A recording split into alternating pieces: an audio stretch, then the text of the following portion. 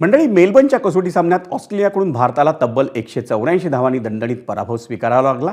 तसंच याही कसोटीत कर्णधार रोहित शर्मा आणि विराट कोहली या महारथी फलंदाजांना पुन्हा अपयशाला सामोरं जाण्याची वेळ आली। त्यामुळे त्या दोघांच्या कसोटी कारकिर्दीविषयी मोठं प्रश्नचिन्ह निर्माण झालंय।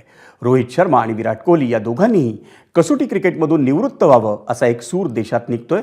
त्याच पार्श्वभूमीवर पाहूयात एबीपी माझाचा खास रिपोर्ट। टीम इंडिया 3 बाद 121। मेलबर्न कसोटीत भारतीय संघ हा सामना अनिर्णित राखेल अशीच काहीशी परिस्थिती होती। यशस्वी जयस्वाल आणि ऋषभ पंत मैदानात उभे होते, पण तिसरं सेशन सुरू झालं आणि एक एक करत भारतीय फलंदाजांनी तंबूचा रस्ता धरला आणि जगभरातील तमाम भारतीय क्रिकेट रसिकांची निराशा झाली। हा सामना आपल्याला जिंकता आला असता का? अजिबात नाही। हा सामना आपल्याला वाचवता आला असता का? अगदीच वाचवता आला असता। आणि तो शक्य वाचवणारा सामना हा आपण ऑस्ट्रेलियाला बहाल केलाय, त्यांना 2-1 आघाडी दिली आहे, यामुळे निराशा आली आहे। अवघ्या 34 धावात भारतानं 7 विकेट गमावल्या। त्यामुळे मेलबर्नची बॉक्सिंग डे कसोटी ऑस्ट्रेलियानं 184 धावांनी जिंकत मालिकेत 2-1 अशी आघाडी घेतली।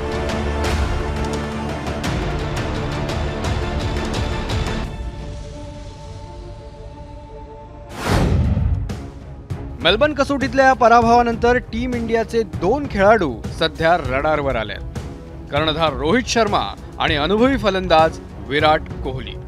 याचं कारण रोहित आणि विराटची मालिकेतली कामगिरी। रोहितनं बॉर्डर गावस्कर मालिकेत 3 सामन्यातील 5 इनिंगमध्ये अवघ्या 31 धावा केल्या। रोहितच्या या 5 इनिंगमध्ये त्याला तब्बल 4 वेळा दुहेरी आकडाही गाठता आलेला नाही। ज्या रोहितनी आपल्याला T20 कॅप्टन म्हणून वर्ल्ड कप जिंकून दिला, तो रोहित आत्ताच्या घडीला टेस्ट क्रिकेटमध्ये बॅटिंग करताना चांगलाच अडखळतोय। त्यांनी बॅटिंग ऑर्डर चेंज करून पाहिली, तो सलामीला आला, तो मिडल ऑर्डरला आला, तो वन डाऊन आला, ह्या प्रश्नच नाही आहे। आत्ताच्या घडीला द्विधा मनस्थितीमध्ये तो आहे की मी व्हाईट बॉल क्रिकेटसारखं क्रिकेट रेड बॉल क्रिकेटमध्ये खेळू का? आणि त्याच द्विधा मनस्थितीमध्ये क्रिकेटसुद्धा मला वाटतं त्याच्यावरती नाराज आहे, कारण जो ती पहिली चूक करतो त्यावेळेला त्याची विकेट जाते। त्यामुळे लक्षण तरी असंच आहे की टेस्ट क्रिकेटर म्हणून रोहित शर्माची शेवटचा कसोटी सामना हा जास्त दूर नाही आहे। रोहित नंतर टीकेचा धनी ठरतोय तो माजी कर्णधार विराट कोहली। विराटनं पर्थ कसोटीत शतक ठोकलं, पण त्यानंतर त्याच्या बॅटमधून धावांचा ओघ आटल्याचं पाहायला मिळालं। विराटनं मालिकेतील 4 सामन्यात 60 डावांमध्ये 27.83च्या सरासरीनं 167 धावा केल्या। पर्थ कसोटी सामन्यामध्ये विराट कोहलीने शतक केलं, पण त्याचा फॉर्म परत आला का? अजिबात नाही। त्याचं कारण असं आहे की जर का गेल्या 2 वर्षाचा खेळ काढून पाहिला तर टेस्ट क्रिकेटमध्ये विराट कोहली एक बॅट्समन म्हणून सातत्य दाखवत नाही आहे। ही गोष्ट नाकारण्यासारखीच नाही आहे।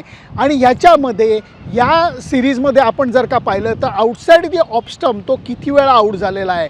आणि ह्याच्यामध्ये ज्याला क्रिकेटमध्ये माइंड ओव्हर बॉडी म्हणतात की तुमचं मन हे तुमच्या शरीराचा बरोबर त्या बाजूला घेऊन जातं की नाही, तर ते घेऊन जात नाही आहे।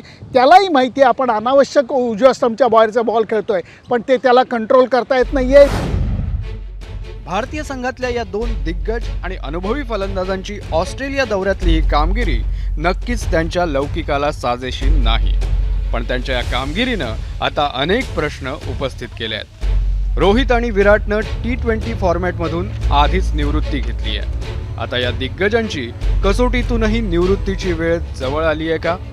मेलबर्नहून सुनंदन लेलेंसह सिद्धेश कांसे, एबीपी माझा, मुंबई। एबीपी माझा, उघडा डोळे बघा नीट।